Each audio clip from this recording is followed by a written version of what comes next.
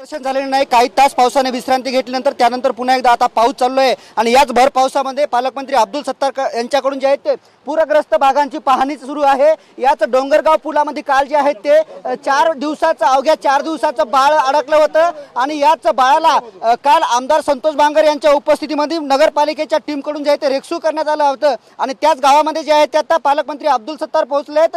यावर बोलण्यासाठी आपल्यासोबत पालकमंत्री अब्दुल सत्तार जे आहेत। सर, तुम्ही सकाळपासून या नुकसानग्रस्त भागाची पाहणी करताय, कुठल्या भागात पाहणी केली आणि काय परिस्थिती आहे आता हिंगोली जिल्ह्याची?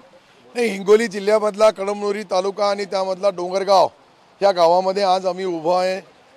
मला वाटतं एक दिवसभर संतोष बांगर साहेबांनी रेस्क्यू ऑपरेशन केलं आणि त्या ठिकाणच्या लोकांना सुरक्षित स्थळी हलवण्यात आलं। अनेक लोकांच्या अनेक अडचणी आमचे जिल्हाधिकारी महोदय, SP साहेब, CO साहेब ही एक शासनाची टीम सर्व कामाला लागलेली आहे आणि याच्या माध्यमातून जे आवश्यक असेल त्या ठिकाणी मदत करण्याचं काम सरकारच्या वतीने करू लागलो। आणि यामध्ये विशेषतः आपण कदाचित पाहिलं तर एक जुना पूल आहे, त्याला तात्काळ काढण्याचे आदेश मी आत्ताच कलेक्टर महोदयांना दिले आणि कलेक्टर महोदय त्याची आता BNC असेल किंवा अजून कोणती आमची यंत्रणा असेल त्या माध्यमातून त्याला काढल्या जाईल, जेणेकरून पुढच्या भविष्यामध्ये या पुलामुळे डोंगरगावला धोका होऊ नये यासाठी आज तात्काळ त्याची व्यवस्था, हे पाऊस जसं उघडलं लगेच ते त्या कामाची सुरुवात करतील। ओएसिस फर्टिलिटीच्या तज्ञांनी IVF उपचार पद्धतीद्वारे 1 लाखांहून अधिक जोडप्यांना मातृत्व प्राप्तीचा आनंद दिला आहे। मोफत अपॉइंटमेंट बुक करण्यासाठी आजच संपर्क साधा। खरं तर पाऊस पुन्हा एकदा सुरू झाला आहे साहेब। काल 2 दिवस पाऊस झाला, त्यामुळे आता कुठेतरी ती पूर परिस्थिती ओसरायला सुरुवात झाली होती, मात्र पुन्हा एकदा पावसाचा थैमान सुरू आहे।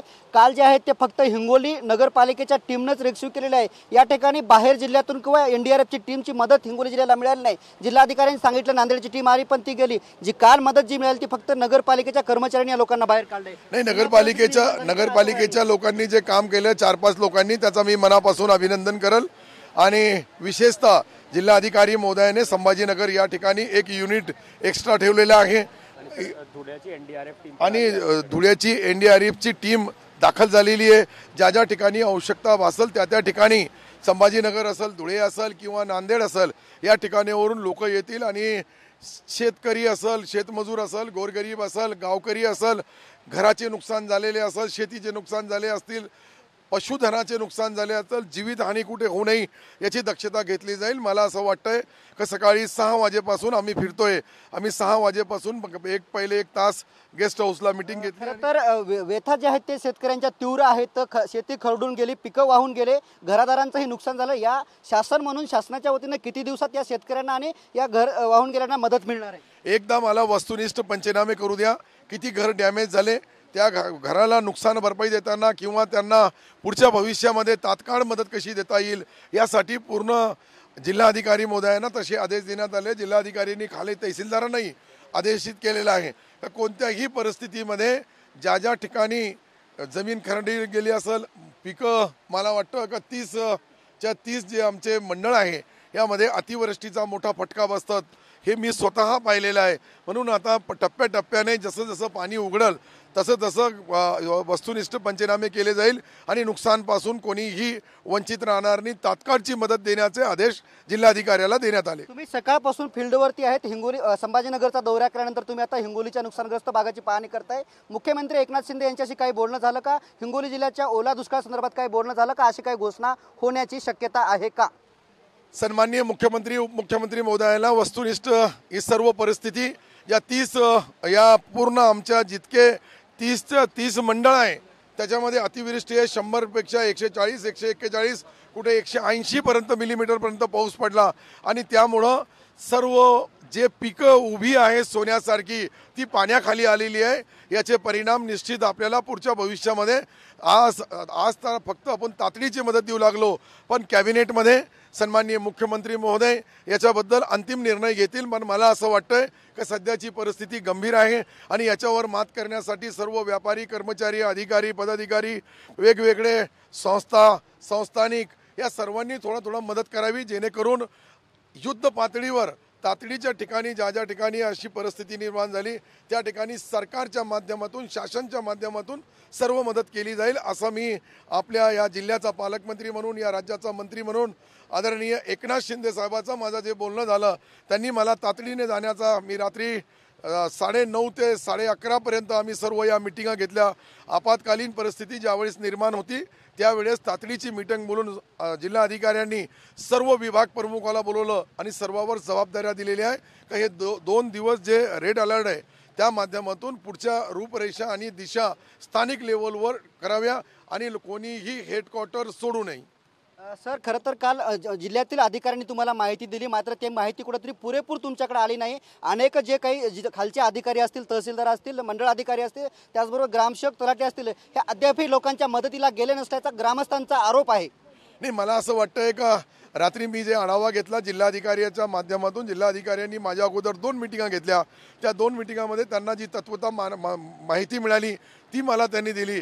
अजून पूर्ण जिल्ह्यामध्ये एकंदरीत पाहिलं आपण तर 5 तालुके आहे, 5ही तालुक्यामध्ये अतिवृष्टी भयानक झालेली आहे आणि आता पुढेही जे संकेत दिला हवामान खात्याने त्या माध्यमातून आज आपण ज्या ठिकाणी आहे त्या ठिकाणी नदीच्या पात्रामध्ये पाणी जितकं वाहू लागलं त्याच्यामुळे खाली अजून वाढण्याची शक्यता नाकारता येत नाही. परंतु त्यासाठी आपण धुळ्यावरून एक NDRFची टीम मागवली, नांदेडला एक एक्स्ट्रा ठेवलेली आहे आणि संभाजीनगरला मोठ्या प्रमाणावर महाराष्ट्र सरकारने त्या ठिकाणी मुख्यमंत्री महोदयांनी आदेश दिलेले आहे का अलर्ट राहा. ज्या ठिकाणी ज्या जिल्ह्यामध्ये अशी परिस्थिती निर्माण होईल त्यासाठी मदत कार्य युद्ध पातळीवर केले जाईल. सर, शेवटचं तुम्ही 2 जिल्ह्याचं पालकमंत्री तत्व आहे तुमच्याकडं, छत्रपती संभाजीनगर आणि हिंगोली. आता जे काही नागरिकांना आहे ते काय आवाहन करा, परत एकदा पाऊस सुरू झालेला आहे, कसा दिलासा देणार तुम्ही या दोन्ही जिल्ह्यातल्या नागरिकांना? नाही, मी तर महाराष्ट्राच्या ज्या ठिकाणी अशी अतिवृष्टी झाली, ज्या ठिकाणी पूर परिस्थिती निर्माण झाली त्यामध्ये हिंगोली आणि संभाजीनगर मोठ्या प्रमाणावर नुकसान झालेलं आहे. त्या नुकसानाच्या माध्यमातून शेतकरी बांधवाला मी एकच बोलल का शेतकरी बांधवांनी हवालदिल होऊ नये, त्याला मदत करण्याचं काम एकनाथरावजी शिंदे साहेबांचा सरकार आतापर्यंत ज्या वेळेस अशी परिस्थिती निर्माण झाली त्या वेळेस मदत करण्याचं काम केलं. यावेळेसही त्यांच्या ज्या अपेक्षा आहे, मला वाटतं सरकारला काही नियम बदलाची गरज पडली तर तेही बदलू आणि निश्चित हिंगोली, आता मी कळमनुरीला आहे, कळमनुरीला आमचे संतोष बांगर साहेबांनी सातत्याने 3 दिवसापासून तेही स्वतः आमदार असून बी एक सामान्य कार्यकर्त्यासारखं काम करू लागले.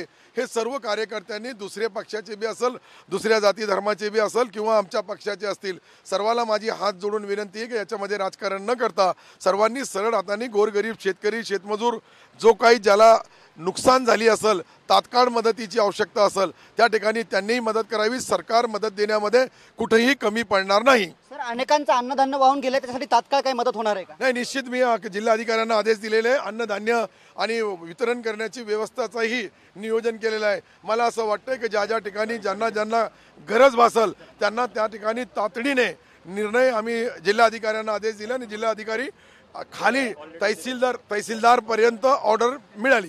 निश्चितच शेवटी हिंगोली जिल्ह्याचे पालकमंत्री अब्दुल सत्तार ओला दुष्काळ जाहीर करण्यासाठी मी मुख्यमंत्री एकनाथ शिंदे आणि उपमुख्यमंत्री देवेंद्र फडणवीस यांच्याशी चर्चा करणार आहे आणि योग्य ते निर्णय हिंगोली जिल्ह्यासाठी घेणार असल्याचं पालकमंत्री अब्दुल सत्तार यांनी सांगितलं आहे.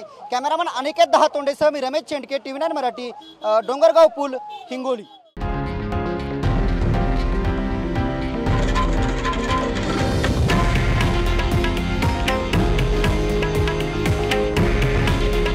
हे आहे देशातील नंबर 1 न्यूज नेटवर्क आणि आपण पाहत आहात TV9 मराठी.